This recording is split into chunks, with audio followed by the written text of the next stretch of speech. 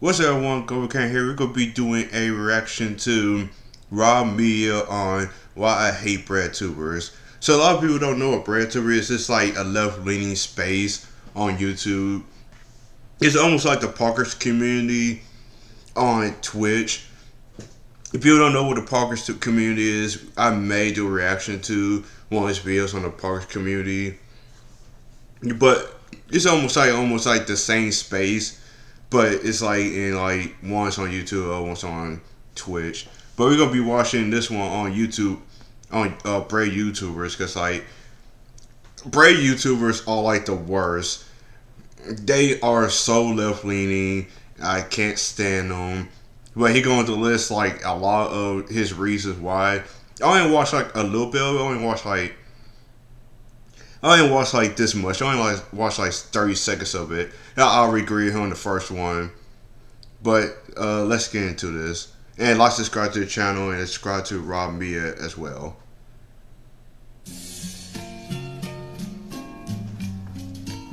BreadTube, a loose and informal group of online content creators who create video content, including video essays and live streams, from socialist, social democratic, communist, anarchist, and other left-wing perspectives. That's funny that they put like communists and anarchists. That's funny. Because most of them are socialists, but they mostly in a left wing perspective. I've been covering some of the antics from BreadTube over the past year, and I think now is the perfect time I do one big video going over my issues with these people. Because it's like there are people in the right wing space that a lot of people have problems with as well. I think you call it like right wing space, like I forgot what you call those people, but I can't really think of it right now. 6 issues to be exact, starting with 1. They're fake nice guys. Yes, that's one of my problems with them. They act like they are like the nicest people in the world, but they a bunch of scumbags. That's one of my issues with them. Try to act like they are like the most virtuous people, but outside of that, they a bunch of fucking assholes. And how they treat others and how they treat their audience too when people don't agree with them. A lot of these BreadTubers build a persona revolving around them Simpson, yup. being wholesome and empathetic to those around them. However, there are many times that I don't know much about him because I don't really watch his content. I don't really hear much about how bad he is. the mask slips, and their true colors come out. Many are just as hateful as the people they criticize. I don't know who he is. The only difference is that they're... I know him. He had terrible video. I don't even watch his content. That video that a lot of people talk about, it was so bad.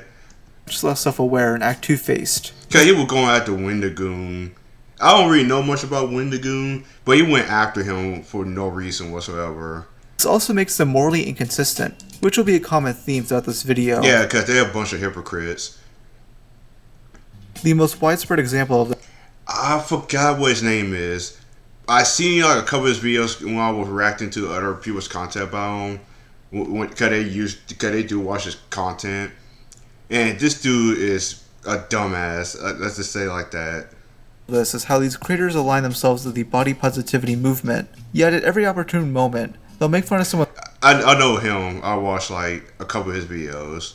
He's a Republican. I do watch a couple of his videos as well. Physical attributes, and I think it's fine to make fun of a public figure's appearance. My problem is the hypocrisy. Yeah, he's right. I'm not mad that they go after people and make fun of people. I'm fine with that. I just get tired of it. Like he said, it's the hypocrisy and how it's the same thing what's going on with Ashman Go with Twitch, because you got this fucking Twitch streamer who is a part of Parker's community that he talked about in his Twitch video as well. Cause she's a song arbiter. She's a song arbiter of Frogan. Cause she spout like how she does not like the military and how bad they are. Cause she said some fucked up shit, but she didn't get banned for it. But I think I heard that she did get banned, but I don't know. But when Ashman Go said something that says something that most people like. How's that bad? He just talk about his opinions. They ban him, and even his company that that he works with a lot of people in that community. Some people in that community too. They fired his ass for no reason because because he had opinion about some people in other countries.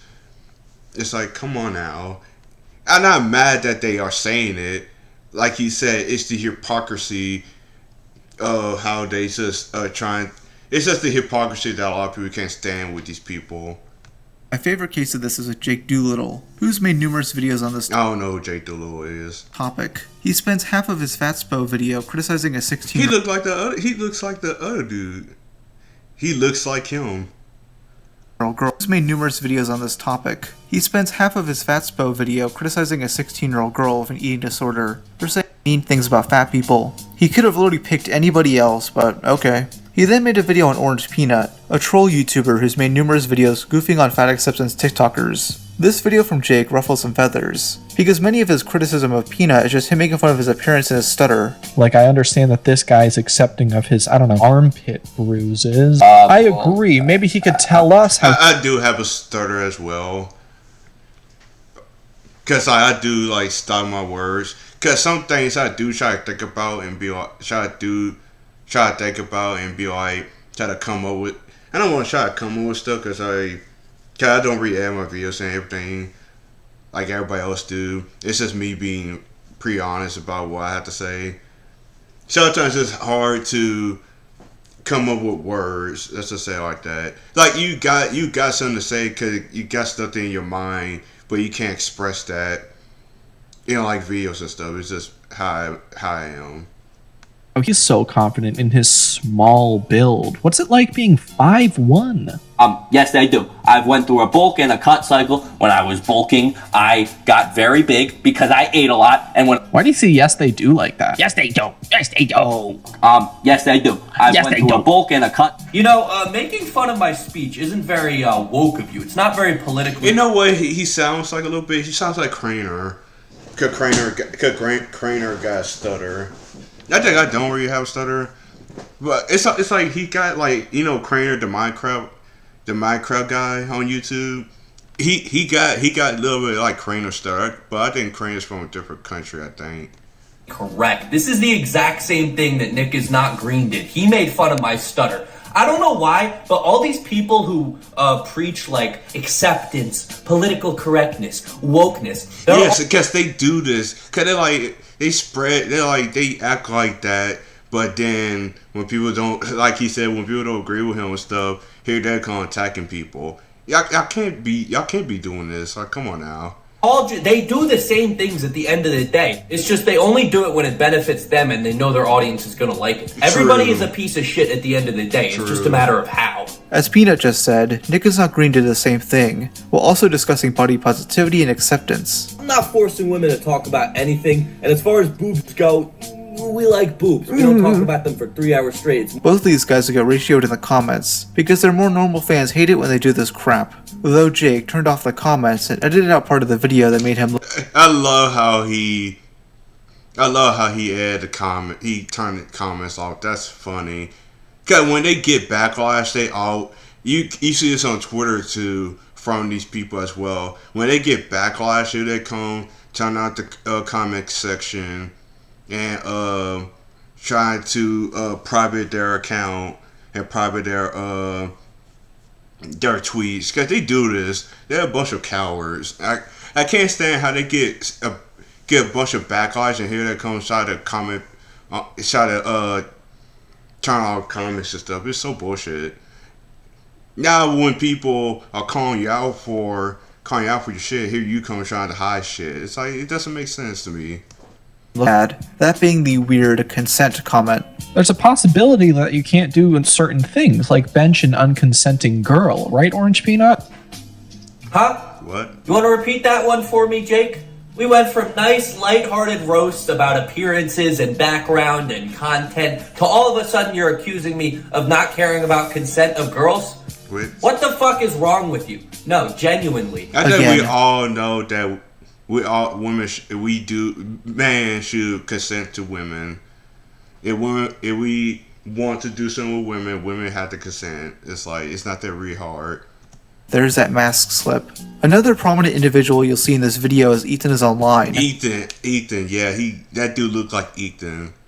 Who does this shit all the time. He commonly mocks others' appearances despite pushing against that. If I described to you a balding white man with a podcast who peaked in high school, you'd probably be able to perfectly capture exactly what this man looks like. Sorry to inject him into your head. Why does he look like that? Why are his eyes yellow like a Sith Lord? Why does he feel like he was built in Detroit Become Human? Who is this I'm man? mad that was a little bit funny. If he shaved everything but his mustache, he would look scary. He would look frightening. Beard is giving Easter Island silhouette. I'm mad that was a little bit funny too. I kind of mad that it was. Yeah, he does look like it. Someone pointed out he looks like from his profile, he looks like a crescent moon. Yet when his appearance is criticized, See, I'm not mad that I wouldn't be mad that if they want to preach like, oh, we need to be nice to people. I wouldn't be mad. Just don't preach that. Oh, just be nice to everybody. And don't spread like, oh, we need to be lighthearted, and we don't need to attack people for their appearance and everything. And y'all doing that? Like, come on now. he throws a hissy fit. I'm a little overweight. I don't like how it feels. So do something about it. I am, asshole. It's really frustrating that your fucking audience keeps commenting that shit when I do. I used to be heavier, dickhead. But it's, you don't fucking change overnight. On me, Ethan. Now you're the one getting mad. You literally were just like, do something about it. Fuck off, asshole. It's mean. You're mean. When you talk about weight shit, you're mean. And I don't like it. By the way, this dude flat out lied. He looked like this when he started YouTube. Noah Sampson is another BreadTuber. Hey, this dude flat out lied. He looked like this. This is what he looks like before what he looks like now. That's interesting. That dude let himself go a little bit. This when he started YouTube. Noah Sampson is another BreadTuber I've covered before, who's also made fun of people's appearances and mannerisms. Yeah, I can't stand Noah. Because he went after Think Before He Sleeps. I do watch some of his content as well. I don't agree with a lot of things that Think Before You Sleep do, but at the same time, he does make good content. And he tried to go, and Noah Sampson tried to go after him, but it didn't work out for his favor anyway. Got Think Before He Sleeps, let's be honest, is smarter than him. There are even bigger examples of this dude being two-faced. He definitely portrays himself as a calm, understanding individual, just sticking up for disenfranchised groups. And that's what they try to do too. It's like, because they are so calm and collected that people are not gonna call them out for the stuff they say. Even though you're not like raging out like a lot of people, like other people, it doesn't mean that you're not being an asshole. It's just passive aggressive. That really what it is. You trying to be calm, but you being an ass at the same time. That's what people call passive aggressive. This moral high ground he stands on is just for show. On Twitter he's made multiple death threats, though if asked, he'll just explain it as jokes like they always do. First is after he lost a debate to Vosh. He lost a debate against Vosh of all people? Did he really lose to a debate against Vosh? I didn't hear that. Though if asked, he'll just explain it as jokes like they always do. First is after he lost a debate to Vosh. How you lose a debate against Vosh of all people? How? How you lose against Vosh of all people? That means that you just getting a lot of shit wrong, and you letting Vosh be smart. That means Vosh is smarter than you, and you losing that debate. That's insane. With him liking a tweet where someone wanted Vosh to be put down like a dog. Wow. See. He needs to get put. Let me see what Vosh says. At least now I know I can effectively. I can't read. I'm not the best reader. I'm gonna say that. Beat the racist allegations by remaining people who have fucked black women. What? Then Sokka's mom said like he needs to get put down like a dog. Then Liv said, like, do you guys know that the can opener was actually invented 7 years after canned food? Then during the Super Mega drama, Noah wanted Chud Logic to be melted. Then Noah said, "Pedo freak streamer like this one should be around up and melted in a large cast iron cauldron." See, when you can't call someone a pedo when you don't have no evidence. You're gonna get this dude in trouble for no reason, even though he has no pedo behavior. You can't call someone pedo like that. Into a large cast iron cauldron. And by the way, the pedophile part is borderline slander. Yeah. Even Keffels and Xander Hall, who both hate Chud Logic, don't think Chud is a pedo. Chud Logic and all, he is not a pedophile though. I am very familiar with the drama that happened where people tried to slander him as a pedo. I even spoke to him in private about that drama when it was going down and got like the all the screenshots and info and everything.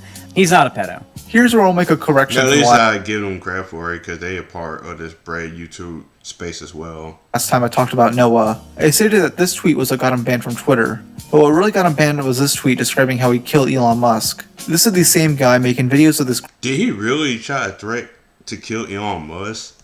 What really got him banned? Elon Musk, I will, with a knife and a gun and a bomb and a nuke. Parody. Like, wow. It was this tweet describing how he killed Elon Musk. This is the same guy making videos of this crappy bisexual lighting, ironically wearing maid outfits, by the way. These guys don't fool me. Like, why? Why are you doing that? They're fake nice guys who take advantage of their viewers. Leading us to our next point. 2. They weaponize their audience. Yes, they do. And the audience don't think, and the audience are so oblivious. It's so manipulated. And they use it, and they use it too. And he's right, because their audience is so oblivious to what they are doing. I don't know why the audience don't really think what they. I don't know what the audience don't think what they are saying and doing. It just doesn't make sense to me sometimes. I've seen many instances of BreadTubers using their audience as either a sword or a shield. For instance, they'll use them as a suitable defense against opposition. Denims? Really?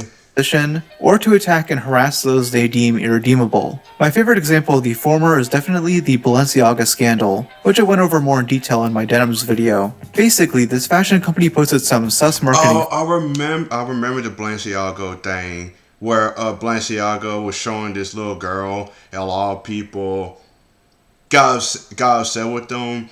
I do agree, cause like they had some pretty pedo behavior. Photos. One showcasing a document relating to a CP court case, yes. And others showing little girls holding teddy bears that have bondage on. YouTuber Shoeonhead was pretty much the figurehead of this controversy, calling out Balenciaga's actions and giving updates. Yeah, because they have some pedo behaviors. YouTubers that she deemed friends. They might be pedos. I don't want to be that guy that like.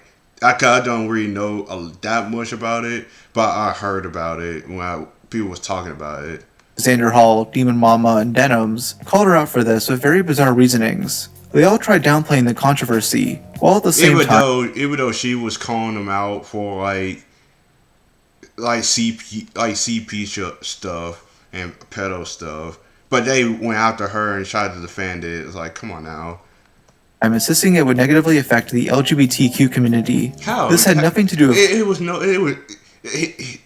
When I heard this, it's like, what are you talking about affecting the LGBT community? There's nothing here. It was LGBT. You are literally weaponizing the LGBT. Because that's what they do like to do all the time. They always want to weaponize the LGBT, the black community stuff to push a narrative. Like this. It's like people are talking about, this might be child porn. And here they come like putting it out like, oh, they talk about the LGBT community. No one was talking about the LGBT community. Y'all the ones that are saying this shit. What are y'all doing? People. Yet they for some reason insisted that this will give conservatives fodder to spread hate. They don't realize that they are the ones giving them fodder by even implying gay people have something to do with this. Yes. So, Xander Hall says, people, let's be honest. I would say with the LGBT community, and some people do say they're like pedos, they're not. There are people in that space that are, but all don't not some of them are not like pedos. It's not all of them, but it's some of them. Like everything else in the world, it's like you got black pedos, you got white pedos. It's pedos everywhere, even in the LGBT space and black spaces as well. So in this situation, no one is saying anything about it until they commented about it. Head on her way to once again use her massive platform to provide the neo-Nazis in her audience with fodder they can use to justify the murder of gay people. But this time, one day after an anti-gay terror attack. By the way, fucking based Xander Hall. Can we get some motherfucking hypers in chat for Xander Hall having the balls and the spine and the Giga Chat energy to be a real trans ally? Because unironically, that's what it looks like. Xander Hall out here fucking... I love how this person right here said this, like, she hasn't said anything or given about the Cordo shooting. Okay, this person tried to defend her. Okay. Spitting and showing you all how it's done. Calm down, dog. And people was like, nailed it, true, hyper, like, come Oh, on. this is a shitty Patrick Bateman meme. They say base king, so hot blooded, like, come on now. Basically, these people were waiting for a good opportunity to shit on Shoe on Head, as I don't like the fact that she goes after both sides in videos. The user audience. She's not going after just left. She go after the right. She going after the right side as well. But they act like, because of that video, she going after LGBTQ people. It's like, shut the fuck up. Which are filled with lots of queer people, to attack someone else by manipulating them into thinking the scandal will negatively affect them in any way. Vosh would use a similar tactic earlier this year, when his special folder got leaked live on stream. Yes. You can see this is an example of the kind of structure that I'm referring to. Because people found out he had, like, hentai stuff. If you somehow don't know what he had on there, it was AI-generated images involving horses and little girls. Yeah, this dude is really into horses. Really into horses. Not just female horses penis, male horses. This dude's into that. Doing some pretty disgusting things. When Ethan Klein and other YouTubers called him out for being a lolly enjoyer, he clapped back with this. I like the part where he said this is a pedophile community. Yeah, did he say that? People don't know what lolly is in anime. It's little girl characters and like pretty bad. I can't really think of it. I had it, but I just can't think of it right now. But yeah, if you want to look up what lolly is, I can't think of it now. I had it, and I just forgot about it in like seconds. If y'all want to look at what lolly is, just look it up. Because, lolly's pretty bad. With regards to there being a lot of transgenders here? Is that what he meant? What are you talking about transgenders? What are you talking about? We talk about, like... Well, it's like, people ain't talking about the LGBT people. We even talk about transgender. We talk about lolly, little girl characters. What are you talking about? It's not a pedo community because trans people are part of it. It's because parts of your audience are defending the fact that you're sexually attracted to kids. Yes. And have made numerous arguments for why CP should be legal. So, there's pedophiles, right, who buy child pornography. Mm-hmm. Would you say they should not be held responsible for doing that? Yes. Really? Even though they're directly... Right, I want to hear that question again. Kids. And have made numerous arguments for why CP should be legal. So, there's... pedophiles, right, who buy child pornography. Mm-hmm. Would you say they should not be held responsible for doing that? Yes. Really? Even though they're directly supporting child rape? Yeah, I think it's hypocritical. If I bought my computer. How is hypocritical? And the silicon in it was farmed in Africa by slaves. If I can do that, and that's legal, and no one's going to call me out. I forgot he said that's a completely different argument. You are doing a whataboutism. That's pretty bad. Shit, then yeah, I have to be consistent in that respect. That's not consistency. Nice false equivalency there, douchebag. Yeah, that was so bad. The difference is that one product could be made ethically, while the other cannot. Vosh can make the excuse that he's debate-brained all he wants, but that folder and the loads of other evidence that he's into lolly proves that wrong. It's just gross how he automatically thinks an attack on his defenders is an overall attack on trans people. One of those defenders was Keffels. And Keffel's trans. I would say this, Keffel's trans.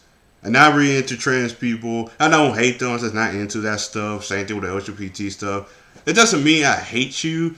I'm just not into that stuff. When I watch like a show or a movie that has that, I'm not really into that, but I don't hate your guts for it. But careful, careful. She's a part of this community. She's a part of the whole BreadTubers.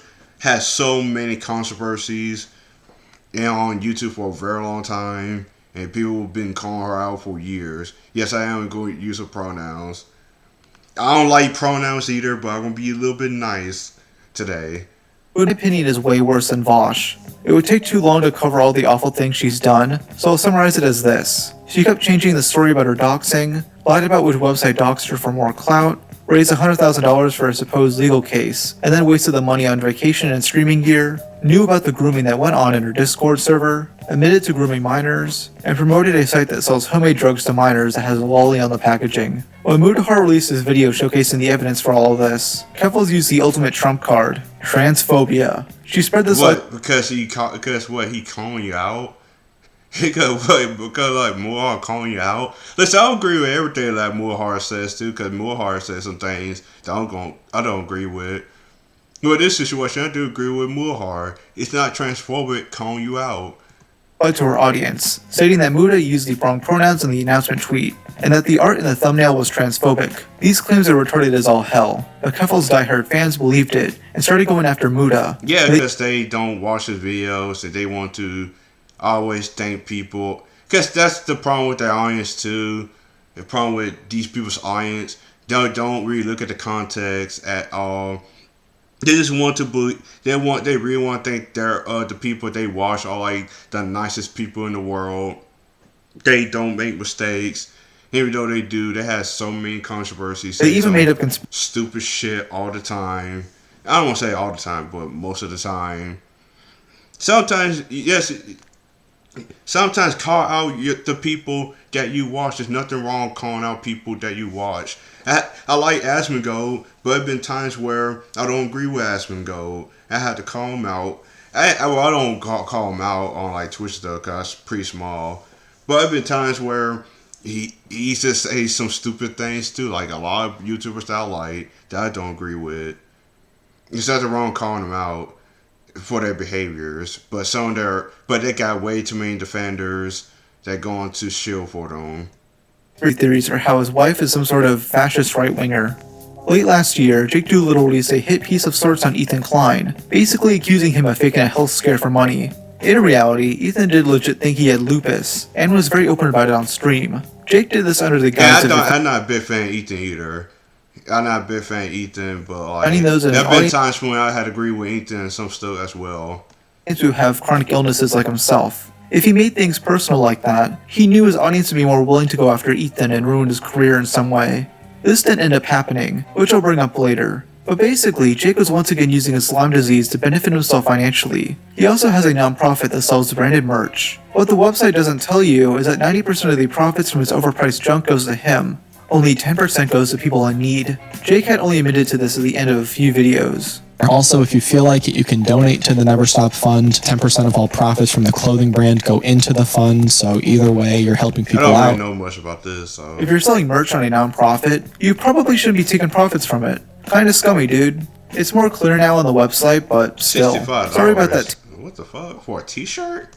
Tangent. Anyways, I want to give one more example of these guys weaponizing their audiences with malicious intent. The super mega drama. I won't get too detailed into this. I didn't really hear much about this drama. Because there's loads of other videos that do a good job at that. But basically, a bunch of YouTubers and streamers made statements accusing Matt Watson and Ryan McGee of some pretty awful things. Most of these statements were disproven, involving cheating and homophobia. But what stuck around a bit longer was the allegation spread by Lexa Updog. She alleges that Matt and Ryan... Lexa Updog is Ethan Online's girlfriend.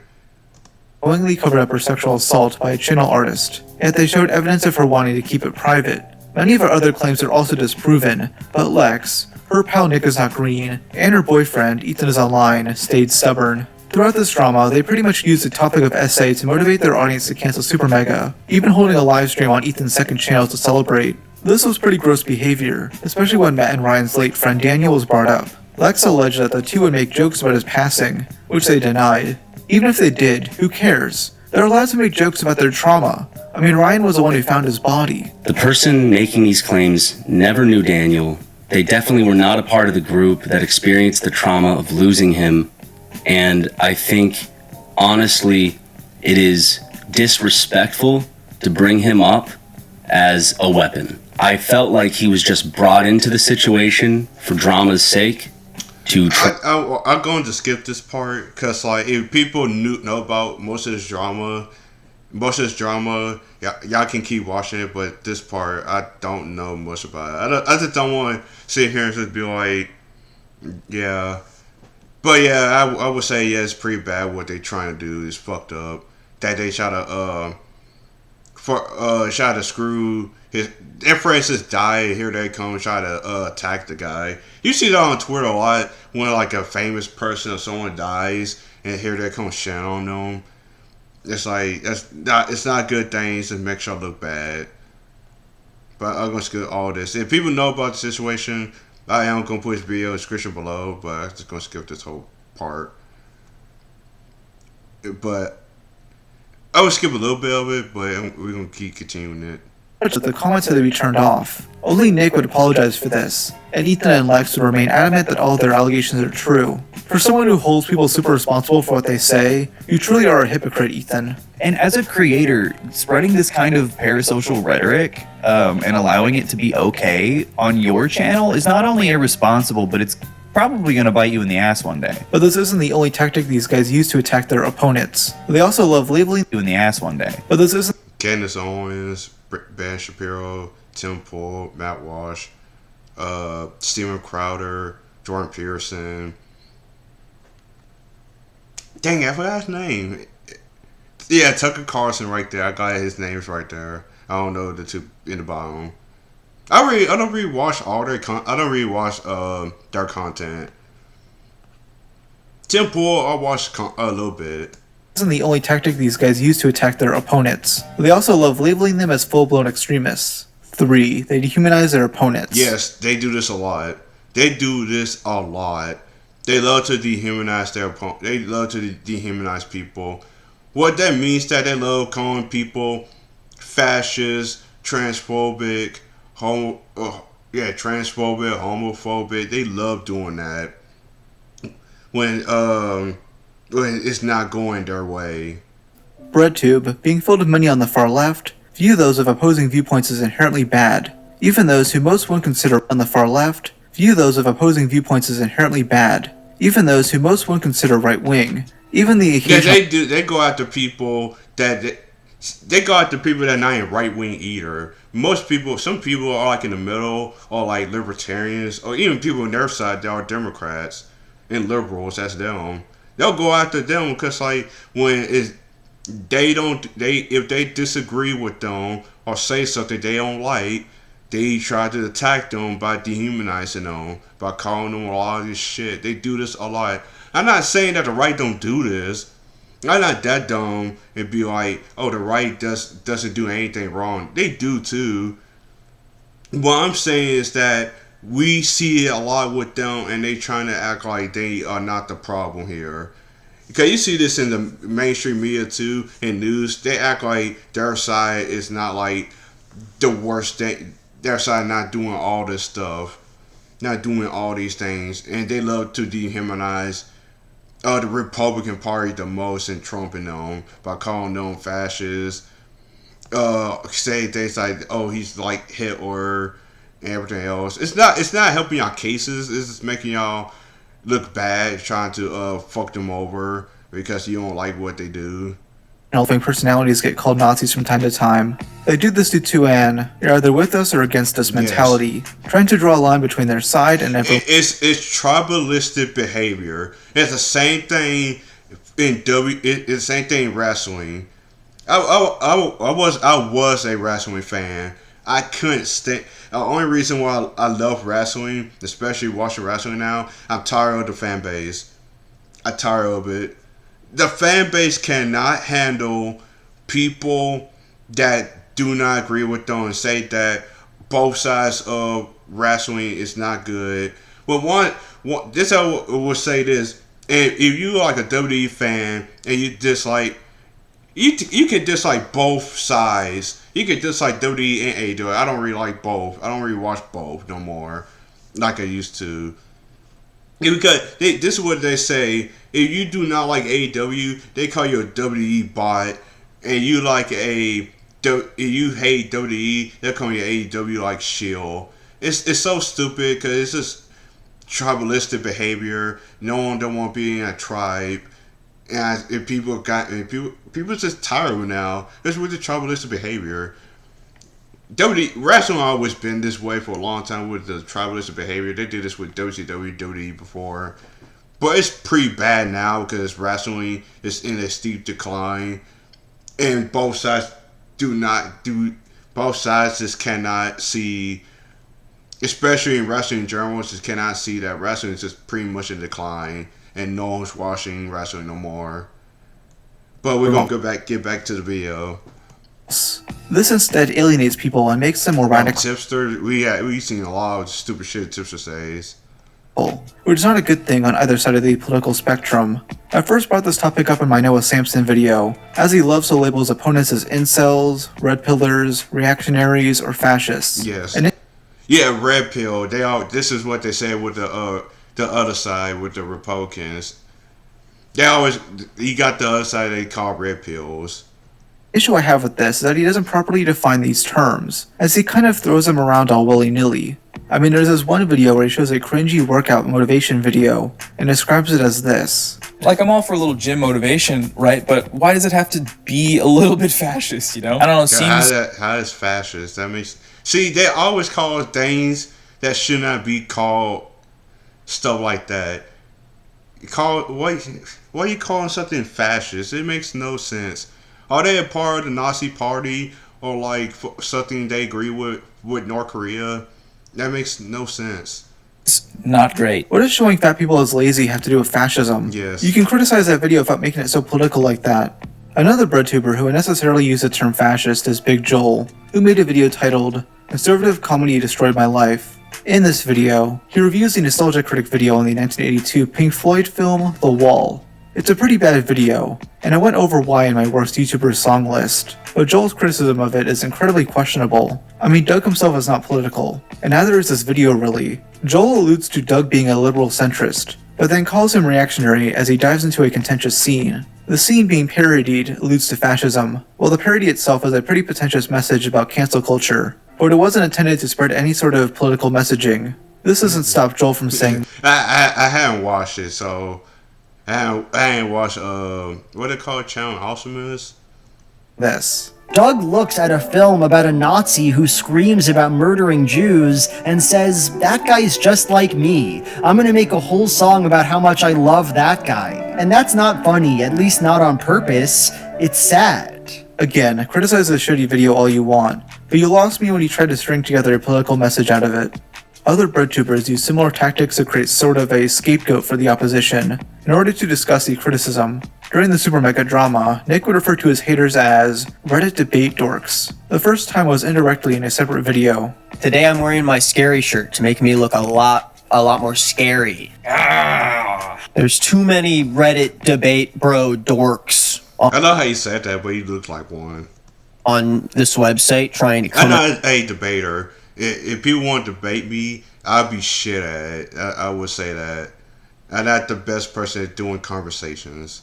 after me every single day. So I thought I'd show him a little bit of what I'm made of. You know, do I look scary? Sure, buddy. Anyways, he says something similar in an Instagram story, very clearly referencing Destiny, who began looking into the Super Mega drama thanks to Turkey Tom. Even though I do not like Destiny at all either. I used to like Destiny, then the whole thing with Trump, he just lost his mind.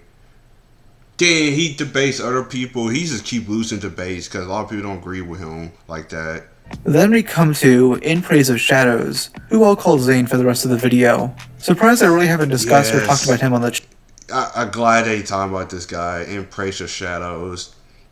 Yeah, he went after Wendigo for no reason whatsoever. This dude is supposed to be this left-leaning horror person on YouTube.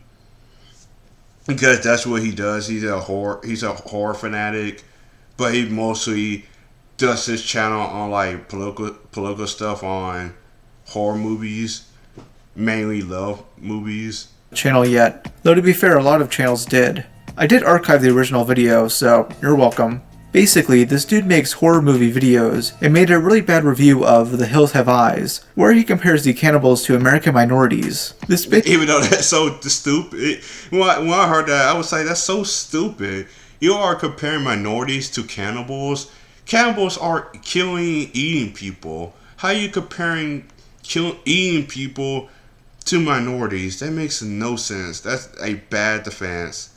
Basically sent him into a downward spiral, leading to the video, Bad Conservative Horror Movies. Most of this video has nothing to do with the title. It is mainly a response to the hate he gets, along with being a hit piece against a bunch of YouTubers he has a hate boner for. The main one being Wendigoon, who he describes as a fascist bootlicker. Even though it makes no sense, because, like, Wendigoon don't even hate this guy. Even Wendigoon was being really nice to him.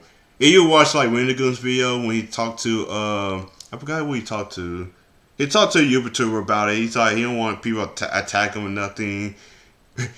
Attack him or nothing. Because Wendigoon was being nice to this guy, even though this dude attacked him for no reason. Claiming to be very against the government and for the rights of the people. Well, I think it's because that Wendigoon hangs out with people that shoot guns and stuff. Time giving a warm embrace to one of the biggest fascist bootlickers on the internet. And the only thing that one could reasonably gather from Donut operator, I think he was a former cop. I did watch Donut operator's videos when they do that bingo on sober citizens. They were pretty funny because sober citizens are like pretty dumb people that try to escape the law, but they just do not know what the law is now. From this picture of them hugging is that he too is a fascist bootlicker himself. Dude, Donut Operator is a former cop who occasionally criticizes other cops. What are you on about? Because he do go after other cops too. He criticizes cops and criticizes people going after cops as well. He go after both sides. It's like, what are you talking about? You can tell that this dude do not watch Donut Operator's content at all. A lot of this segment is just Zane trying to label all of Wendigoon's friends as right-wing fascists. Yes. Despite most of them not being political at all. Yeah, he talked to him right here. I forgot his name. But that's the guy that was talking to Umber Bell about Precious Shadows. They just like guns, and Wendigoon himself is Christian. One of the only political YouTubers he mentions is Shu, who Zane refers to as this. He is publicly friends with Shoe on Head, who is a conservative masquerading as a leftist, who has built a career off of lazy anti-woke content, complaining about SJWs, who says stuff like, Karl Marx rising from the grave finding out his movement has been taken over by fat, ugly, mentally ill losers. Yeah, Shu is not a secret conservative. She voted for Bernie Sanders. Lumping these pretty average people as right-wing extremists is pretty hilarious, as this dude is an actual extremist. Yeah. I mean, at one point he claims that Wendigoon should be allowed in public, due to the beliefs Zane described him. I care deeply about horror, and everything that he does has demonstrated so far in his career that he should not be welcomed in our spaces. You can't be claiming horror. Horror is for everybody, not just you, brother. Or even, just in public in general. He also accuses Wendigoon of being racist, strictly because of the area he lives in. Deep Appalachia is very white country, and for the most part, who cares? Exceptional. Because a certain place is mostly white, it has to be racist. That's funny. Right? What you would say if the majority were blacks or Latinos? You wouldn't say anything about that. Racist. Genuinely in this part of the country, you have to assume that any white person you meet is racist unless they show you otherwise. No, that's bullshit. I know people are white, and even they are not racist. I love how he is assuming that someone's racist by like a certain part of the country that's in. That he assumes that that Wendigoon's racist because what place he lives in. That's so insane to me. What would I call someone who judges another person based on skin color? Oh, I know. Racism. Yeah. Good job, Zane. Glad it's people like you determining who's racist. Now, I really didn't see any other BreadTubers defending this dude, as this video was bad. Yeah, because I didn't really see a lot of people defending him. Their standards. Though these guys produce similarly bad faith videos, it's just never this blatant. Noah Samson recently talked about Zane, mentioning that it was just weird. So in case you couldn't tell by the footage he's showing on the screen, this guy's referencing, it seems like In Praise of Shadows video about Wendy Goon, if anyone's familiar with that. My audience might not be, but pretty weird video. Pretty weird and bad video. I like that guy's videos otherwise. At least he said, like, yeah, this is a pretty bad video. At least Noah is like, yeah, it's a bad video, but I still like his content. Just a really weird video. I guarantee you Noah's downplaying it, because his exposed videos are just as poorly done. Yeah, I mean, his Cheeto video basically painted him as a terrorist for reacting to something from libs at TikTok. He also accused Patient Xena of creating a right-wing pipeline, for not thinking racism wasn't the only reason people didn't like the Little Mermaid remake. It was a Little Mermaid. I haven't seen it, but I heard about it. It's not a good movie at all. I'm a black guy. I didn't like how they changed a lot of things in Little Mermaid at all. And has made numerous attempts at dunking on Think Before You Sleep for being far right and doing bad research. These usually never work. Even though Think Before You Sleep's not even far right anyway. Because of what he criticized the left most of the time to the right. I'm sorry that the left just do stupid things than the right does. The right do dumb things, but not as blatant as y'all doing. I think more why people go after the left more than the right, because they the ones that keep pushing their movement. Like, oh, we the most virtuous. We don't really care who you are and stuff. Then they slip their mask slip off, and people calling them out for their hypocritical takes. And he even deleted the Patient Xena video earlier this year. They do this because at the end of the day, BreadTubers are only really looking to make their political team look good, not having nuanced or interesting discussions. Which leads us to our next point. 4. They treat everything as team sports. A lot of the hypocrisies in this community come down to them only caring about what those on the right or center do. If someone on their side of the aisle does something bad or questionable, they either look the other way or try to downplay it. Yes, they do so hard. They do. I seen this with Destiny when he was debating Andrew. And I was like, Destiny, what are you talking about? Cause I used to watch Destiny. I okay, I agree with Destiny at some points, but like, then he tried to defend. He tried to go after the right, but when the left do something bad, they don't really go after the left for doing nothing wrong. I said this earlier too. I think I said this earlier too. Like when the left side do something bad or do something wrong, they do not call out their side. I don't know why they don't want to do that, because like it destroys their narrative. I think that's really what it is. Cause I do watch people on the right. They do call out their side sometimes. They do call their side out. Even they don't agree with when Trump said things wrong. I did one point when I was watching D-Day Cobra, Jeremy from Geeksy Gamers. Rather doing his video when Trump did interview with PBD for Valuetainment. He's like, the dude on Fox is not going to debate Kamal well, and he was wrong too, because like Kamal got fucked over, got fucked up in that interview by that Fox reporter. I think the Fox reporter journalist. I think Fox journalist. I would say it like that. She got destroyed, and we all say, oh yeah, Trump was wrong on that. I think the right do call out their side. It's not like they don't like not call them out for like bad behaviors and stuff. But the left, I do see it in their side. I'm not saying the left don't call out their side. Like, I do see the left do that, but it's not all of them. Cause some don't do try to defend like pretty stupid shit for no reason whatsoever. The most recent example of this is with the Ava Chris Tyson situation, with only a few BreadTubers covering it. If you somehow don't know, Ava has been accused of grooming multiple minors on Discord and buying lolly art. Yes, and they try to defend it so hard. People know this is Chris Tyson, Chris Tyson is a friend of Mr. Beast. Because this is the whole Chris Tyson. I think this is around the Chris Tyson situation. I don't know. This is around Mr. Beast with Chris Tyson situation because Mr. Beast he was getting flacked on this too because like your friend had some questionable behaviors back in the day when he was still a man because he's not a man no more. He's a boy.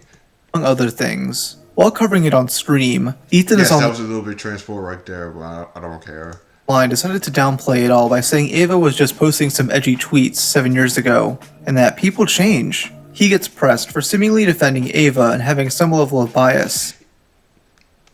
You can say that, but like we do need to call out that behavior that he did before, that Ava Chris Tyson did before. We do need to call out that behavior. I will say that I do have I have a recency bias. I have a bias for shit that has actually happened in the last 5 fucking years. I mean, Jesus. It shows a bias. I can say that what Chris was doing on the internet in 2017 is fucking gross, unacceptable. But she doesn't do that anymore. She doesn't do that. It's not acceptable. I agree with you. Okay, first off, bro, this shit is beyond gross. And second, these tweets go up to 2019. 5 years ago. Your recency bias should Just when did Chris transition? I don't know. apply. God, he looks like a Courage the Cowardly Dog villain. Also, Ethan doesn't clearly think that way, because his most popular second channel video is over 30 minutes of him criticizing creepy things Matt Walsh said a decade ago. And he even complains about hypocrisy here. Yeah, because they always call out the right when stuff happened like 5, 10, even 20 years ago. And they always beat it on to people's heads. So you can't say that, then y'all do this to the other side. You have to keep it consistent. I think you should absolutely give people the benefit of the doubt that they have changed when you see them have an old take that's a bad take. But when you dig up something from 15 years ago on Matt Walsh and it's still perfectly in line with his worldview and there's no evidence that he's ever changed and he still thinks that way, and you can reasonably assume that he still thinks that way, and he's publicly saying these kinds of things, it doesn't matter how old it is. He might as well have said that fucking clip yesterday because he's the same stupid incel pedophile fuck. Wow. I love how you call me incel and pedophile. That's like defamation right there, calling this dude a pedophile. This is despite the fact that Ethan criticized Alex Rosen for his old pedo hunting tactics, which the guy has improved upon. In Ethan's video on Alex, he points out many times that Alex is conservative, and tries to paint him as a creepy fuck. Though at the same time, he makes weird statements like that Alex was harassing EDP, seemingly sympathizing with a pedo. And so because this dude right here, Ethan, he do look like he do say things that he really trying to defend pedophiles for some reason. Why are you defending pedophiles? That makes no sense. Weird little cameramen are just harassing EDP and asking... No one wasn't harassing EDP. I watched the whole thing. That's what Alex Rosen them did was, like, especially Alex, didn't help the situation, no making fun of the guy. But at the same time, EDP was a pedophile. The dude was a pedo. He was literally going out there trying to have sex with a child by trying to make it into like, oh, he getting a cupcake. Like, come on now. People know what EDP did. You can read the chat logs. The chat logs is out there. This is when I used to watch Papa Gut. That's when I used to watch Papa Gut. When I read the chat log, it was so bad. It was so bad. He started off like he sent her poop like in the first like couple pages of the text message. Then when you kept getting to like way before the end of the page, you can tell it got way worse. Up with really stupid questions like, why do you do this, man? Later, he criticizes Alex for not helping self-admitted pedos. Like, this dude probably makes plenty of money off this shit, but he's not paying for therapy. He's not getting these guys into... Why? Why would we should pay for predators who trying to have sex with kids help? Okay, we're going to get them help by sending them to jail. but sending them to jail and to prison. They could get all the help they need there. Why we should give them money for trying to have sex with a pedo? Like a housing that's away from like Should anyone have they sex with a child. That's what I'm trying to say. could do any harm to, that has no internet. He's not doing shit, and he gets called a hero for it by hogs like Michael Knowles. Yeah, the housing is called prison, which is where Alex is sending these creepy fucks to, since he works with law enforcement now. Yeah, people do criticize Alex. I understand. But at the same time, he is arresting pedos. I think Skeeter's a little bit better. I think Skeeter's better than Alex when it comes down to predator catching. The fact that this dude is willing to go to bat to defend literal predators just to dunk on some conservative is really bizarre to me, man. He could have just not mentioned any of the predator stuff and focused on the guy's beliefs, but no. Is it just because they're idiots? Are they idiots? Yeah, I'd say a lot of them are, but you know, Okay, Michael Knowles is a fuck. Yeah, some of them is, but some of them do have that they want to have sex with a child. Fucking idiot. And what kind of question is that? Are pedophiles because they're stupid? This is the same guy who made a video trying to disprove the gay groomer narrative, and then twisted it by saying Catholic conservatives are the real pedos. With this, I'm not saying that because a lot of people make fun of Catholics for having sex with children. That joke been around for so long, but it's not. I would say this like I said all like even with the LGBT people, it's not all of them. But there are people in the Catholic community. There are people in the Catholic community. Some of them are pedos, and people just don't realize it. this only It's the example same thing with the other side as well. being a 50-year-old case of a gay priest molesting a boy. It is pretty extensively documented how much of a pedophile defender Archbishop John Roach was. He literally had the sexual assaulter of multiple boys. Good job, Ethan, defending gay people by listing off one of them as an example. Another BreadTuber who's been downplaying the Ava situation is Denims, and Not this chick. I eventually plan to talk about her takes on this in a future video. Basically, she spends 2 hours slowly reviewing the drama, and cherry-picking the lousiest evidence to show to her audience. She claims she doesn't think the art on Ava's wall was lolly. Even though it was, and Mr. Beast right there looking at it. This is other tweets she made as edgy nonsense. One called out. I think the drawing was the drawing of Keemstar's daughter. That was really young at the time. Well, she's still young anyway. I don't know how long Keen had her, but it was pretty bad. On her hypocrisy, she reacts with hostility. Oh, you guys are so cute. One day after the former Twitch staff tweet about Doc, but now your narrative. Why did we ban him? I was responding. But now your narrative changes when the pedo is trans. People called out Dr. Disrespect too. What are you talking about? What they act like people didn't go after Dr. Disrespect? People did go after Dr. Disrespect when he had allegations of him doing sexual stuff to a child. I think it's cute that you want to believe that we're not consistent. I would say better allegations, almost like Chris Tyson did. People went after Dr. Disrespect too, but because Chris Tyson's trans is different. Okay.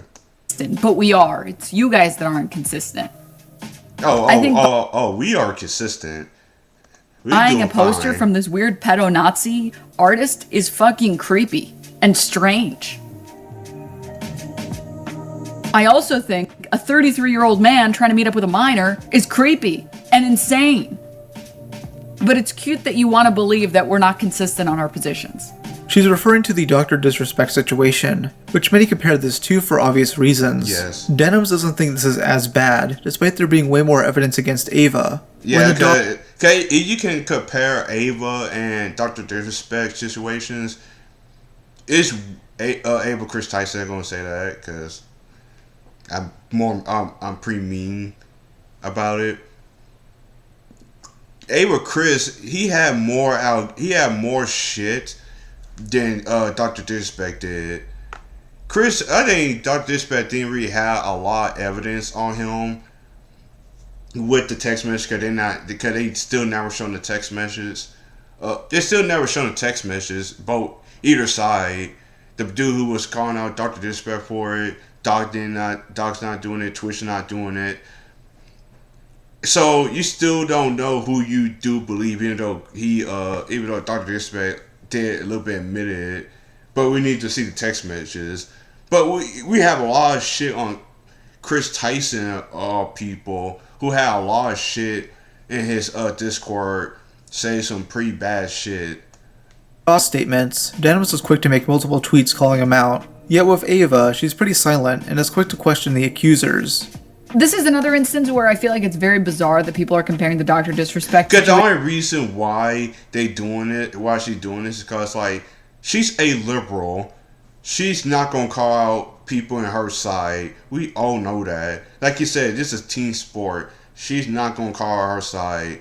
Then another thing, the only reason why some of them don't want to call their side is because the people that are around them are going to go after them and attack them because if they say something wrong, you're going to have activists and they'll go after them for it. Why are you telling the truth? Situation to Ava's situation, because Dr. Disrespect was a 33-year-old man flirting with minors. Ava was a 20-year-old trying to make stupid jokes. No, he was doing the same thing. You stop it. With minors, one of them is like, dude, what the fuck are you thinking? You're crazy.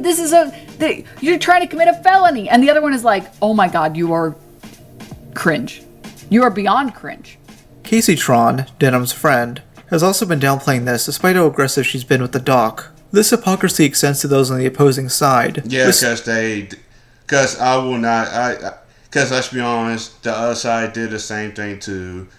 I'm not going to sit here and justify what they were trying to do because they did the same thing as well. Nico and Nick Merckx downplaying what the doc did, because they do that. I don't know why Nick did it. One side is Sneeko. I understand Sneeko doing that, especially with him with the whole cutie situation. Blatant about it. Denims has flat out admitted before that she doesn't think covering drama from her neck of the woods is worth her time, saying this in the same stream where she defends Keffels. Of course she's gonna say that, cause she don't want to get blasted for calling her side out for bad behaviors. Perspective is, I don't like to spend my time going after other people that are on the left, right? And that's just because I think my time is better spent making fun of people on the right. And it's like, it's not a good thing. Yes, you're going to have people defending her on this. It's not a good thing. It's not. Because you're not really consistent with it. You're not... I do this too, where I try to say something, then I skip my words. It's not a good thing for you to do this because, like, you mainly trying to go after the right more than the left. Yeah, everyone knows that. You guys can disagree, and I'm not saying that no one should ever do this, and I'm not saying that I think it's bad to do this. I'm saying I don't like to spend my time fighting with people who are saying that they're on the left. The fact she'll openly say this just shows how brainwashed her audience is. Yes, he's right. You are so brainwashed. Noah Samson is also guilty of this, as he'd go out of his way to accuse Think Before You Sleep of leading to Illumination's doxing. I never seen Think Before You Sleep, what he looks like in real life. I don't know if this is really Think Before You Sleep. I don't know. Yet only a month prior, he was called out for being publicly friends with a known doxer. This is Bad Empanada, another BreadTuber who, just like Noah, hates Vosh and Xanderhall. Emp invited Noah to be part of his charity stream. I'm surprised they hate each other. That Noah hates Vosh, even though they are like in the same side. That's funny. That even people in their own side do not like each other. With Noah making a now deliberate... I'm not mad about it because I think other Democrats should not like each other either. Like Republicans don't like each other either. But it's just funny to me about it. Post. He'd get some flack for this and not attend, with Emp mentioning this on the stream. Yeah, someone in chat asked you about I haven't seen him. Ask about Noah. What about Noah Samson? Noah said that he can't come on. I'm not sure if he can't come on because he got yelled at by Vosh pedophile fans or because he just actually can't come on. But it's one of those things. Damn. The real reason is because he got called out by other leftists for supporting a known doxer who sent targeted harassment campaigns against his critics. This guy also has a history making pro 9/11 statements, and is allegedly a creep. that's pretty One of the bad. guys he doxed was someone he was trying to sue for alleging that he was a pedophile, which there is evidence for, though it's nothing super concrete. But yeah, Noah has never made a public statement regarding Empanada, though he left up a community post regarding unrelated criticism. These two are still following each other on Instagram, so this tells me that Noah doesn't give a shit about harassment or doxing, as long as someone he likes does it. Yeah. I mean, here's him initiating a targeted harassment campaign against Xander Hall. Stop it. He'll probably complain about being clipped out of context, but I mean, the full video's there. It's a full video. You can watch the whole thing. Also, if you do go there, don't say anything mean, please. Just comment Squid Gang with 6 G's. Yet he gives TBYS shit for doing the exact opposite, and discouraging his audience from leaving mean comments on Illy's video. Noah also ignored the fact that on multiple occasions, Illy sent her fans to mass report TBYS's video, despite it being pretty tame and not being considered cyberbullying under YouTube's strict rules. Oh He even yeah, I remember that when Think Before You Sleep made a video about this chick. Anything mean, please. Just comment Squid Gang with 6 G's. Yet he gives TBYS shit for doing the exact opposite. So it is Think Before Sleep. I never knew that's what he looks like. I never knew that. And discouraging his audience from leaving mean comments on Illy's video. Noah also ignored the fact that on multiple occasions, Illy sent her fans to mass report TBYS's video, despite it being pretty tame and not being... Like she was trying to get his channel taken away, because like get his channel flagged because he had an opinion about what her video was about. Considered cyberbullying under YouTube's strict rules. He even downplays it by saying TBYS is just a crime. Even though thankfully Stevens don't really go after people, it's that hard if they going to be pretty dishonest about it. Baby, for even considering this could lead to deplatforming. Oh, and speaking of crybabies, 5. They're crybullies. Yes, they are. Many of these creators make content poking fun at and criticizing others they dislike. Take up a guy's name. I watch his content. I don't really watch his content, but I watch him talk to people like Hypnotic, Hypnotic, Grums. I'm not surprised to go after Grums, because like Grums is a part of the anti-woke side that calls out video games, because like Grums is a guy that used to be in I think he's still in the video game industry. I think he still is. I don't really know. Though what I've noticed is that when these guys get backlash themselves, they plead innocence and act the victim. Yes. This is so common that I literally have loads of examples. The first one I'll bring up being from Noah, who made a hit piece on Vosh and then debated him. Noah came across as spineless and couldn't properly debate against any of Vosh's points, and then took... I don't know how you could tell how bad you are when you let Vosh win. I still can't believe that.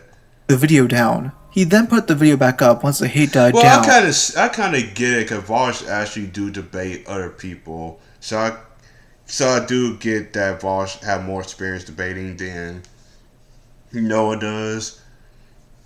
Then Vosh is a live streamer. But Noah, he's a guy that edits his videos, so it's kind of different. And made another. Ever since then, he's declined to do another debate, still mulling over how badly Vosh whooped his ass. Jeez, Imagine losing a debate to someone who jerks off to images of little girls.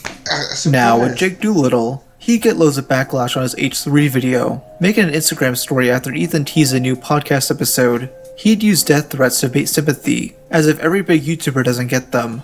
Ethan was actually debating everybody gets them, and everybody gets them in both sides.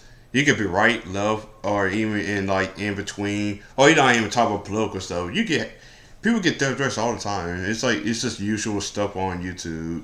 It's just mostly on a lot of platforms: YouTube, Twitch, Rumble, Kick. You get attacked all the time, so a lot of people just get used to it.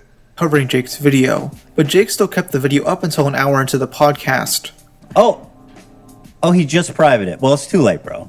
Oh, is it now? That's true. No, it's too late. It's too late, Jake. Oops. Oh you had all 3 fucking weeks to do it, man.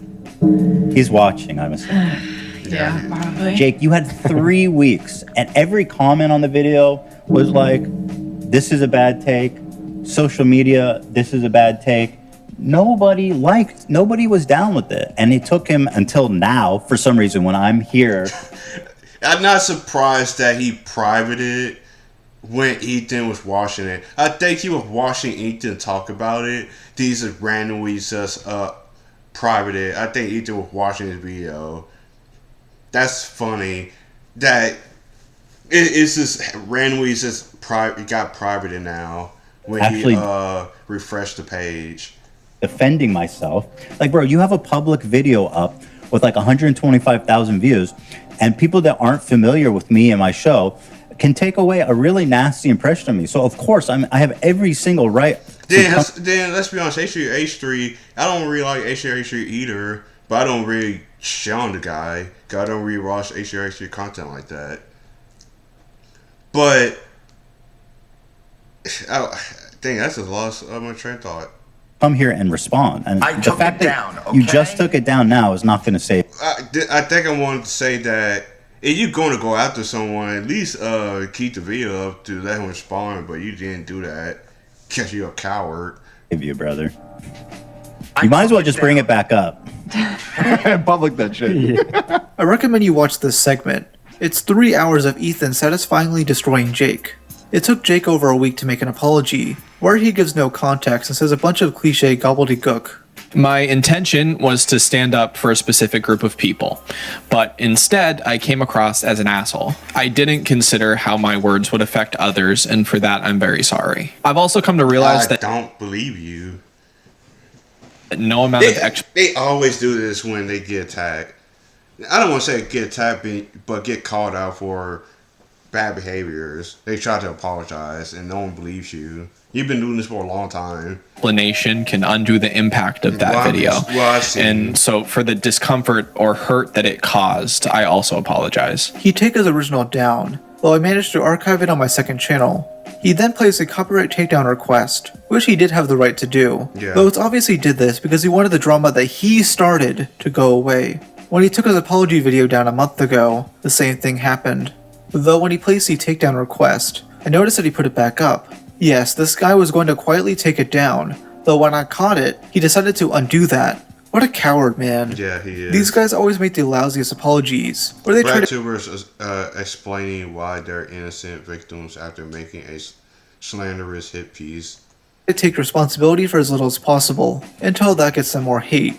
This happened with Zayn, who made various tweets only apologizing for the most egregious points he made, like when he spread false rape threat claims made by Sneeko towards Brandon Buckingham.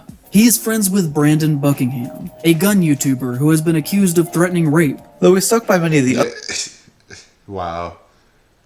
other claims made, like that Mudahar is transphobic for the Keffels thumbnail. Zayn would then Even rant though on the thumbnail, I heard that the thumbnail is used for everybody. Because I learned about the thumbnail. A lot of people use the thumbnail on like every single individual, and not just Keppel. So that narrative is dead. On Discord about the hate, effectively getting off social media after deleting the video. I find this funny because he was talking about how he was low on money since his videos barely get views anymore. So he left for a little while because like he got called out. That's funny. And he hasn't uploaded in 3 months. Wow. Then we get to Nick, who should get the world record for making the most apologies to a single case of drama. There's at least 5 I can think of, with the most concrete being the one he uploaded in January. He finally fully admits to fucking up in regards to the super mega drama, and shows regret towards the other mean-spirited videos he's made. Remember, this guy spent months avoiding responsibility, and only made this as a last-ditch effort to regain some of his audience. After Nick's most recent apology, which he made on his third channel, Ethan would go live on Twitch and get asked about it. He gets immediately angry, and basically pushes all the blame regarding the super mega controversy to Nick. People were praising him for the vid. Yeah, annoying commentary watchers and liars were saying this is such a good video because you apologized to the guys that I like. And apologized for, you know, hurting their feelings, I guess. He literally apologized for playing the gif of fucking Matt Watson getting punched in the face. You're really apologizing for that? He's a rape apologist. What?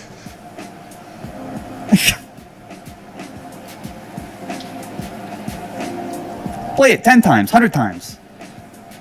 I can't be friends with people who are that, like, easy to fold. Really? I can't trust people like that. So you going to end your friendship because like he apologizing? Wow.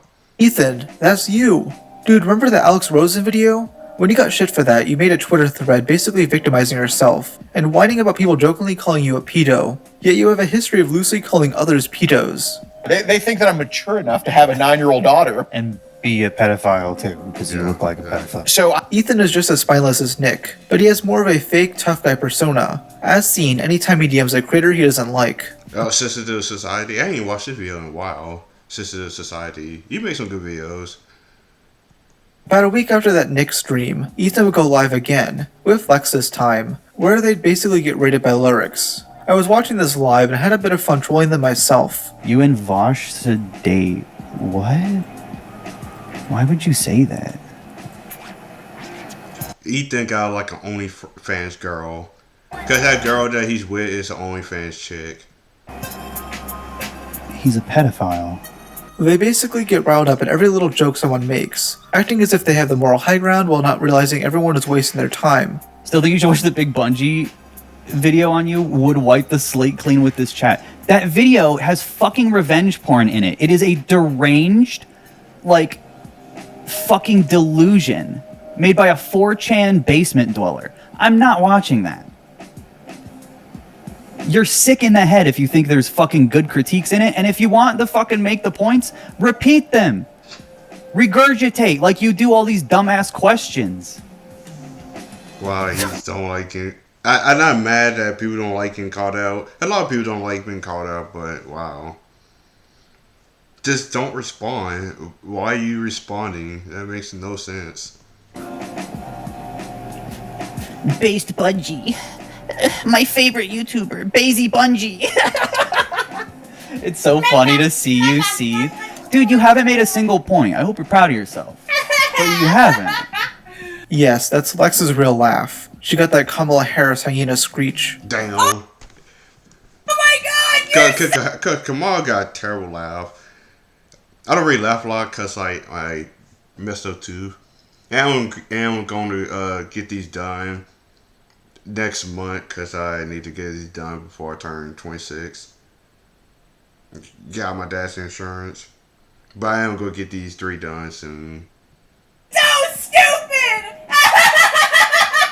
Is it? Wait, I'm so getting fucking gaslit. That's literally how you spell coping. You're dumb. Average intelligence of my fucking haters, dude. Right fucking here. All these losers in chat need to go get a fucking job. Oh, it was the wrong word. Y'all I are focused some on. I like how you got the Donald Trump and Biden kissing. That's funny. That just came out of nowhere. lame-ass limp blurp motherfuckers. Instead of making a proper video debunking the hate he gets, he'd rather spend hours of his time debating random shitters. He'd end up privating this VOD, but archives do exist. Of course that he privated, of course. Now lastly, I want to briefly cover Vosh's defenders slowly leaving the internet, or at least trying to. You got Keffels, who deleted her last few YouTube videos, and has been silently streaming since May. Then she pretty much decided to leave the internet, after messages leaked of Xander Hall threatening to beat her and her orbiters to death. All because they have small personal disagreements, and the fact that Keffels was... Because that's the thing too, because I do see this with Hassan as well. It's that they only disagree with them like a little bit. They still watch their content. They only like disagree with you for a little bit, but y'all go overboard with it. It just doesn't make sense to me. Why y'all go so overboard when people just didn't disagree with you? It's not that bad with a comment. People would go around shit on y'all, but they are pretty calm when they talk about things they don't disagree with. Then they just shit on them for no reason. And this is their fans they do that to. with Sue on Head in the past. It was also revealed that Xander Hall abused his editor and didn't pay them. Sticking by Keffels, even after the Muda video, was Tipster, a former commentary streamer who's married, yet likes to hit on other women. He not only defended Keffels, but also defended Vosh's lolly obsession. He ended up removing all the videos on his channel after the backlash, but then put back up the videos he made after aligning himself with BreadTube. Finally, we get to Jalen, someone I've surprisingly never talked about on this channel. She's extensively a lol-cow known for constantly getting themselves into drama, apologizing for it, threatening to leave the internet, and then coming back after a day. This has become known as the Jalen cycle. Some people do need to leave the internet because they just can't fit in the internet. Some people just can't fit on the internet. It's just how it is. Usually some people need to grow some balls. I'm sorry. Starting with them picking beef on a commentary channel or calling a black guy the gamer word. No one else should care.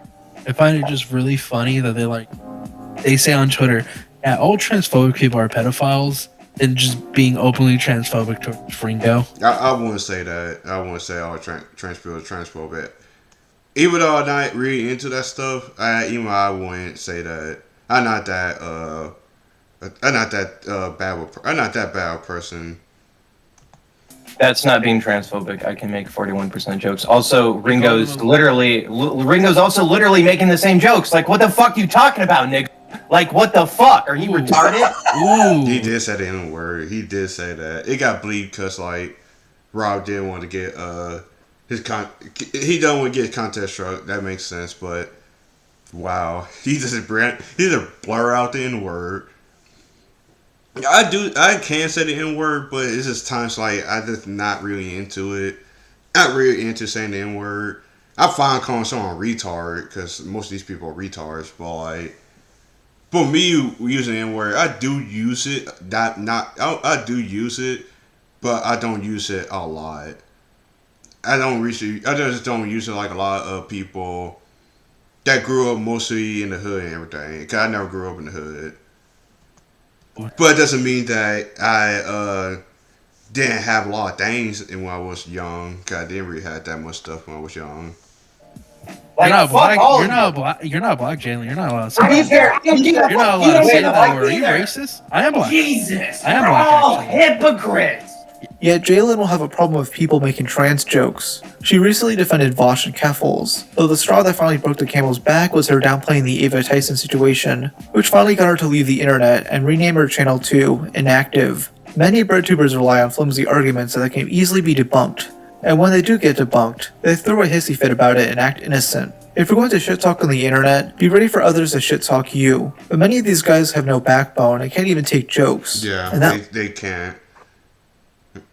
The right does it too when it comes to something that it makes fun of them. But when it's just jokes that don't really go after them, like they go overboard with it. I don't know why when someone just tell jokes, some of these people go overboard with it. It's like people try to make jokes. Why y'all going this hard on it? If you don't like the jokes, just move on. That leads to my last point. 6. They're safe edgy. Yes. This is definitely the least important point, but it's something I've been wanting to talk about. I've noticed that many BreadTubers are safe edgy, as in, they target their jokes and quips at certain people, yet would get backlash from their audience if they did it to others. This term began after a trend was noticed. Americans and British people imagine not having free healthcare. The influx of memes poking fun of British and French people. Wow. Yet if you make jokes like this towards other people, especially those in non-white countries, you'll get shit on by BreadTubers who will— Yes, he's right. He's right about that. Try to label you as problematic or something. Many of these guys don't even know what safe edgy is. That being said, certain personalities do gravitate towards certain styles, like this safe sleazy kind of thing. First we had safe edgy, then safe horny, and now safe sleazy to finish the trifecta. Why does he put a map of Europe for safe edgy? What does that mean? Wait, is that even Europe, or why is there a big gap there? Is this like Pangea or something? Am I tripping? What does this mean? Okay, it looks like Germany's missing, and then some other stuff. France. So is that like the countries they invaded? Well, no, Germany invaded Poland, and it's still there. Look, someone help. This part of the video should help you, Noah. Safe edgy is basically comedy that appears risque, yet would never actually get you into trouble for saying it. As said in the section about fake nice guys, these BreadTubers only make fun of the appearances of straight men, or those who politically disagree with them. Yes, that's what they do. Cause you know what I said, they only go after people if they are like man, white, or people on the other side like Republicans and them. They will make jokes on them, but when it comes down to the other side, they're like minorities, people from other countries, or like the Democrats, they will not say nothing. Will not even say a word or a peep. But let's say if they were to make fun of a trans person's appearance, they get eaten alive by their own audience. Yes, and he's right. I'm glad that he put this in last place because that's the whole crux of these people. I'm glad that he's calling him out for this, because like I'm glad that he's calling up BreadTubers, because like this is people do see this. People been seeing this for a long time, and y'all need to kind of like tone y'all shit down. I'm not saying that we don't see this on the Republican side. We do call out their side, but let's be honest. We know what y'all trying to do. Try to be like safe, edgy about it. We do know what y'all. We do know that they're trying to not say nothing bad when it comes down to the other side, but not. We all know what y'all trying to defend y'all side, but go after the other side. That's what I'm trying to say. Say this a million times in the video. I don't know how many times. They Like basically maybe like 5, 6. trap themselves into a box they can't escape. Yup. He's not a BreadTuber per se, but this sort of thing happened with Ethan Klein a few years ago. Yes. On the rare occasion he said something actually edgy, he'd get crucified for it. I mean, Jake Doolittle was part of that audience. He got offended over some jokes Ethan made about chronic illnesses. Few things. Leading up to this video, I was a huge fan of the H3 podcast. When I was at my sickest. So, leading up to this, he was a huge fan. Right. The minute I brushed across something he cares about a little bit, brushed upon it, now he's done. All bets are off. I'm exposing him. Too far. Something that I really want to talk about with this topic is that safe edginess can exist on both sides of the political extremes. That's what I said too, because that's what I said too earlier. That it happens to the right as well. The right do the same thing, and I ain't mad. They do the same thing as well. I mean, one side normalizes jokes about religion, white Yeah. people, masculinity, while the other side normalizes jokes about racial and sexual identity. Me, I grew up with South Park. I grew up with the notion of we could go after anybody. We could go after religion. We could go after LGBT people. We could go after blacks, white, straight people, men, women. We could go after anybody and make jokes about anybody.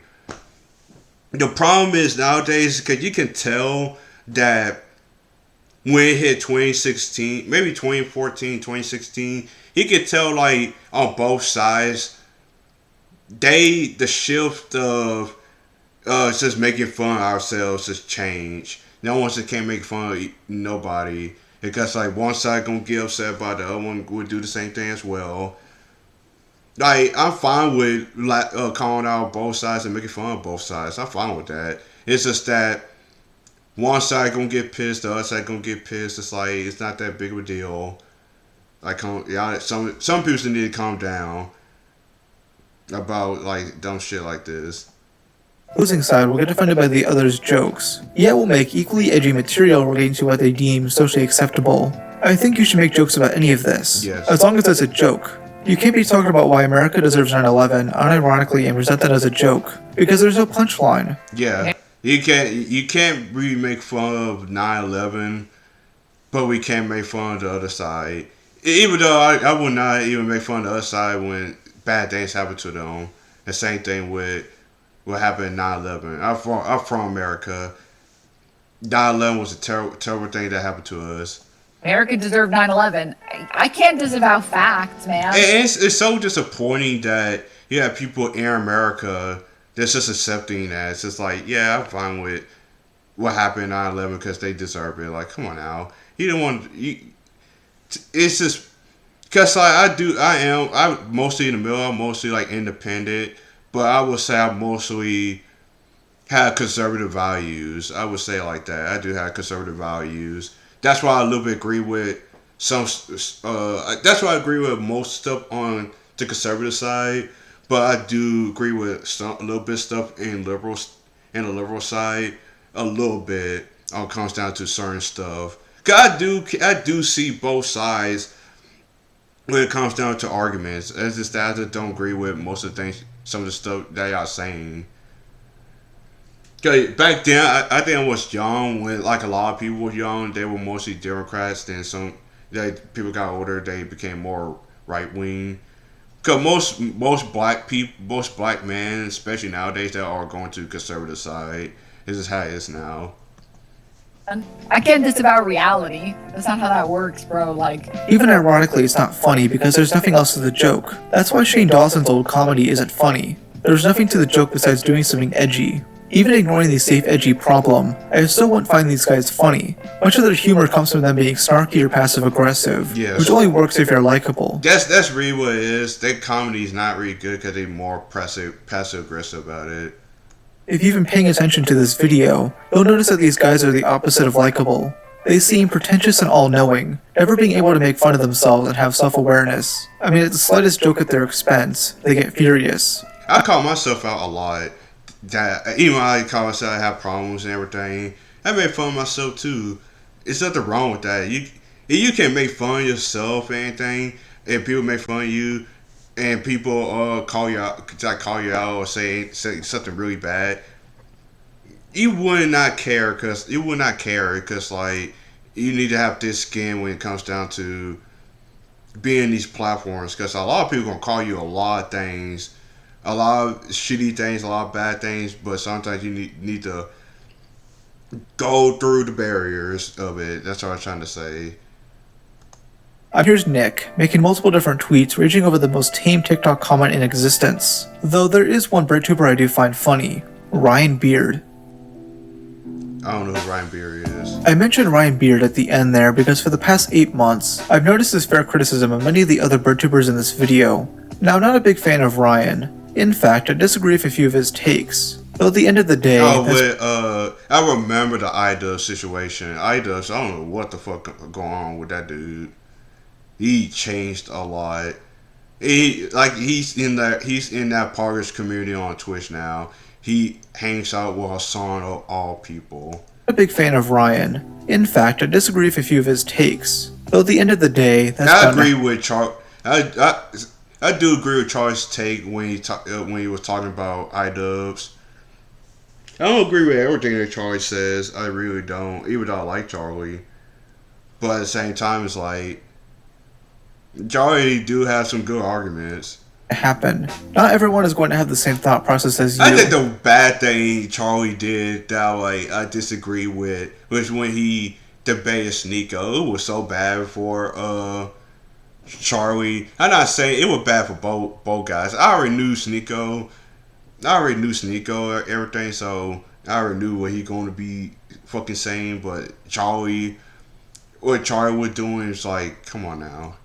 What really matters is your ability to argue for what you stand for. I appreciate Ryan now because he's the only BreadTuber I've seen actively call out the rash and improper behavior of his peers, in pretty respectable ways, mind you. I first noticed this with Jake Doolittle's H3 hit piece, as Ryan left a constructive comment explaining. From what I can see, it seems like Ethan is a hypo. I can't really say all that. And is using humor to cope with his... Oh, they talk about his condition. Okay.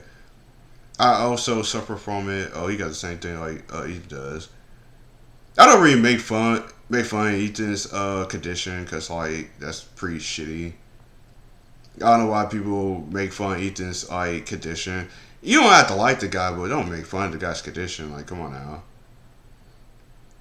It would really sucks to have someone make a video like this attacking me if I vented about my health, anxiety on the internet, all of your criticism that Ethan doesn't know what he talking about or comment with health, anxiety.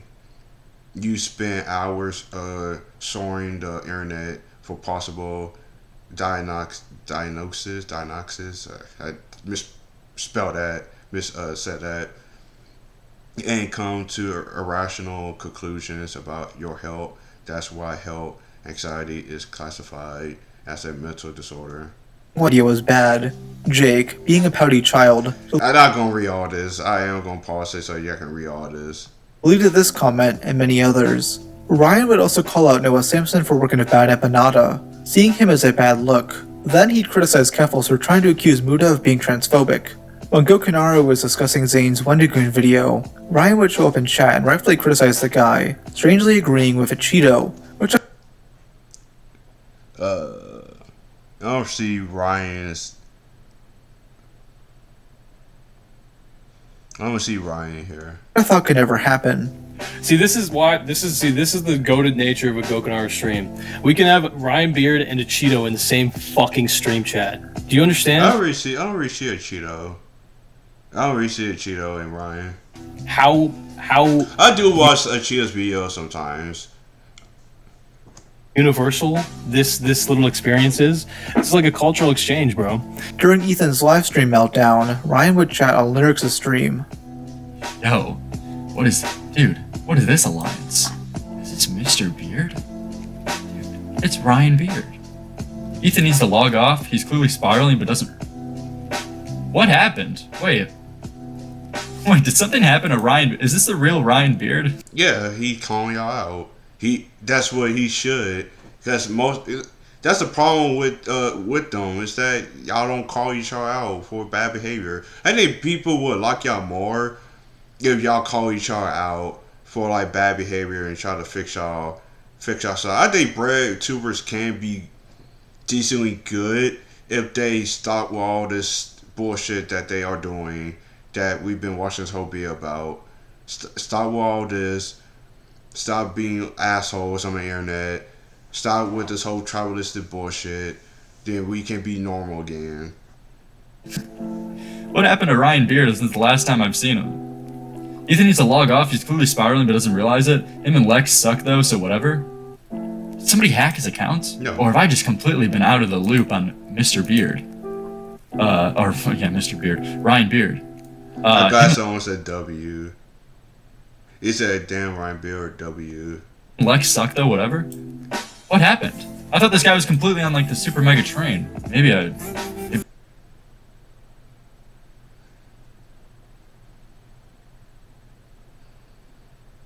just completely haven't been familiar with him. But this is this is an awesome chat message right here. This person said Ryan Beard has been on a base arc. Cause even some people even his people in his side, people in his comment section like W. Cause like he's right. He's clearly spiraling. I thought he was. Some people like he's right about this. Yeah. He is. Dude, shout out to Ryan Beard. W.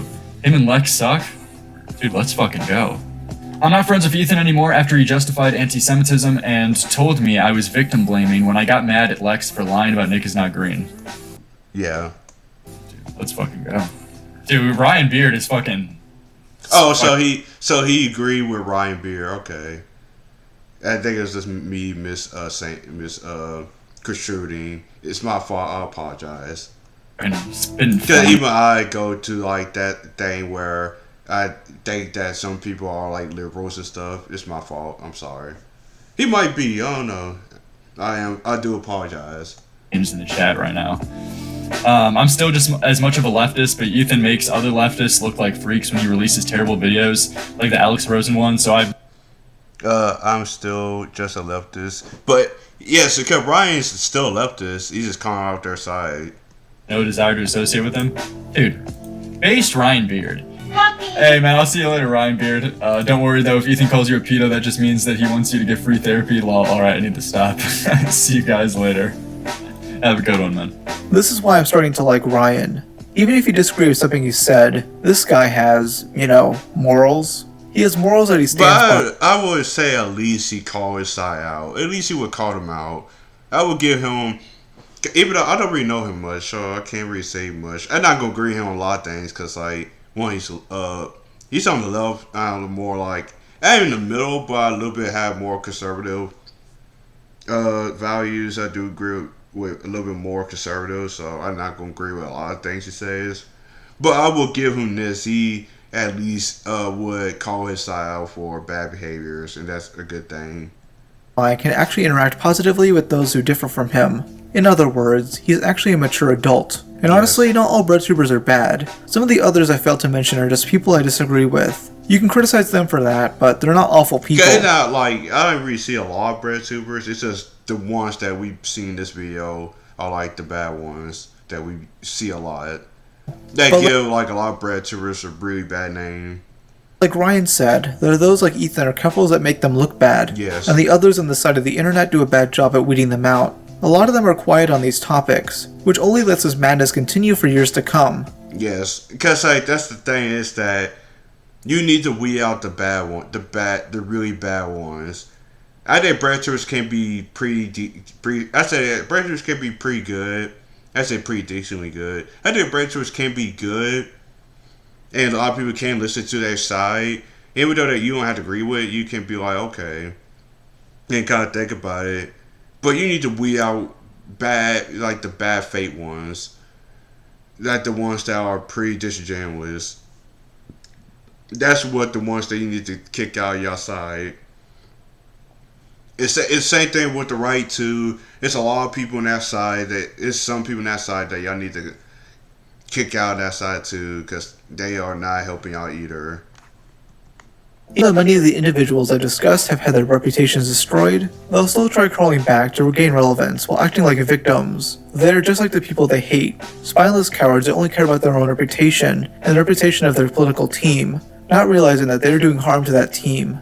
Last thing I want to mention here is that Ryan is actually really funny. He can take risks with his comedy and is willing to embarrass himself for it. But that alone earned my respect. It's not easy to do that. I love how you making fun of I forgot her name, but he making fun of her. He made fun of that chick. Results in some pretty entertaining content. Him filming a parody of Santa May's apology is goated. Maybe this is what Nick should do for his 15th apology video. Anyways, I hope you guys really enjoyed this video, and leave suggestions below for anyone you want me to cover in the next episode of Idiot. I did enjoy this video. This is a really good video. And I hope y'all enjoyed the video. Like and subscribe to the channel and subscribe to Rob Mia. He makes some good videos. And I will see you guys later, and goodbye.